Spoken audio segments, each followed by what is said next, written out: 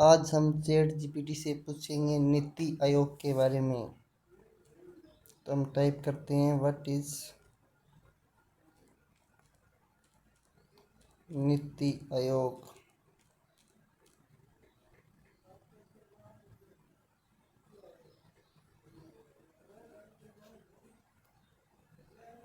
यह अपने को इंग्लिश में ट्रांसलेट करके दे देगा सारा कुछ भी। अपने को टॉपिक की जानकारी प्राप्त करनी हो तो हम इस चैट जीपीटी में सर्च कर लेते हैं और उसके बारे में ये पूरी डिटेल से हमें डिटेल दे देता है। अगर और ज़्यादा डिटेल चाहिए तो इसमें लिख देंगे मोर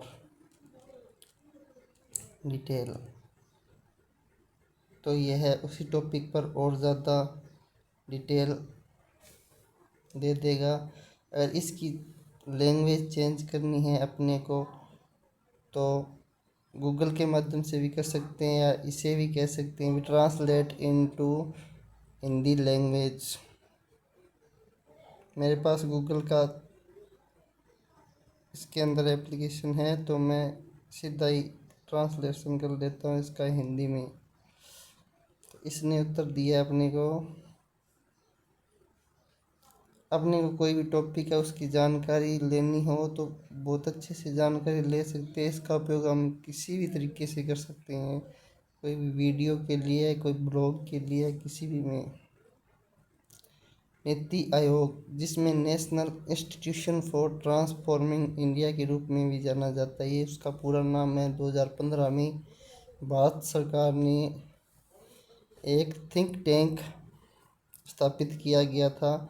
यह एक प्रमुख नीति निर्माण निकाय के रूप में कार्य करता है। यह जो भारत में जो नीतियाँ बनाई जाती है उसका निर्माण करता है, जो विभिन्न मुद्दों केंद्र और राज्य सरकारों को रणनीतिक और तकनीकी सलाह प्रदान करता है, सामाजिक आर्थिक विकास के पहलू प्रदान करता है। नीति आयोग का प्राथमिक उद्देश्य नीति निर्माण प्रक्रिया में राज्यों को शामिल करके और विकास के क्षेत्रीय असंतुलन को दूर करना,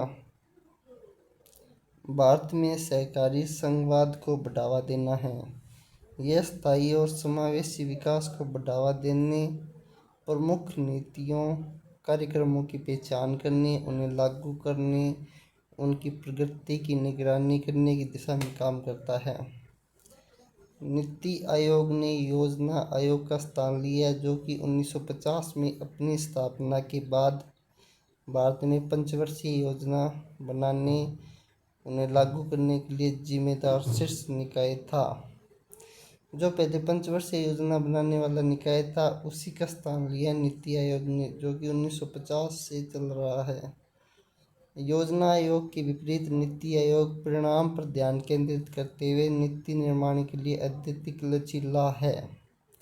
तो ये इसने बता दिया, नीति निर्माण के लिए एक आयोग है जो कि परिणाम पर ज़्यादा ध्यान देता है। नीति आयोग की जो संरचना है, भारत का प्रधानमंत्री होता है, सभी राज्य और केंद्र शासित प्रदेशों के मुख्यमंत्री की एक परिषद होती है। ठीक है, राज्यों और केंद्र शासित प्रदेशों के जो मुख्यमंत्री होता है, एक प्रधानमंत्री होता है, उनकी एक परिषद होती है। इसमें कुछ अंशकालिक सदस्य होते हैं, कुछ पूर्णकालिक सदस्य होते हैं, विशेषज्ञ भी शामिल किए, क्योंकि नीति निर्माण के लिए विशेषज्ञों की जरूरत पड़ेगी तो विशेषज्ञ भी शामिल किए गए हैं। इसके बाद और कुछ विवरण है जो कि नीचे दिया गया है। इसके कार्य क्या क्या है।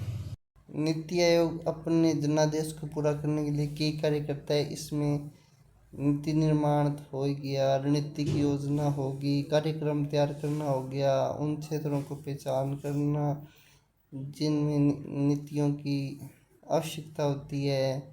ठीक है, जो नीति बनाई है उसकी निगरानी करना, मूल्यांकन करना, भी वो किस प्रकार उसमें क्या क्या चुनौतियाँ आ रही है उनका सॉल्यूशन करना, और सहकारी संघवाद। नीति आयोग नीति निर्माण प्रक्रिया में राज्य सरकार को शामिल करके, जो नीति आयोग है ना वो राज्य सरकारों को शामिल करता है, सहकारी संघवाद को बढ़ावा देता है।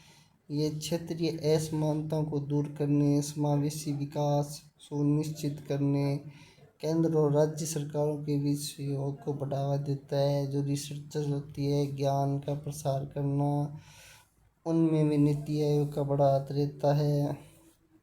अंतर्राष्ट्रीय सहयोग, अंतर्राष्ट्रीय स्तर पर क्या क्या मतलब उनके सहयोग के अवसरों का पता लगाना, उनके संगठनों को ज्वाइन करना। इसके बाद शासी संरचना, नीति आयोग की शासी संरचना में निम्नलिखित शामिल है। गवर्नर काउंसिलिंग की अध्यक्षता, नीति आयोग की अध्यक्षता जो है भारत का प्रधानमंत्री करता है। इसमें वही बात आ गई, सभी मुख्यमंत्री शामिल होती हैं और नीतियों की समीक्षा की जाती है। तो इस प्रकार ये अपने को एक पूरा टॉपिक दे देता है और इससे हम अपनी जानकारी प्राप्त कर सकते हैं और अपनी नॉलेज को बढ़ा सकते हैं।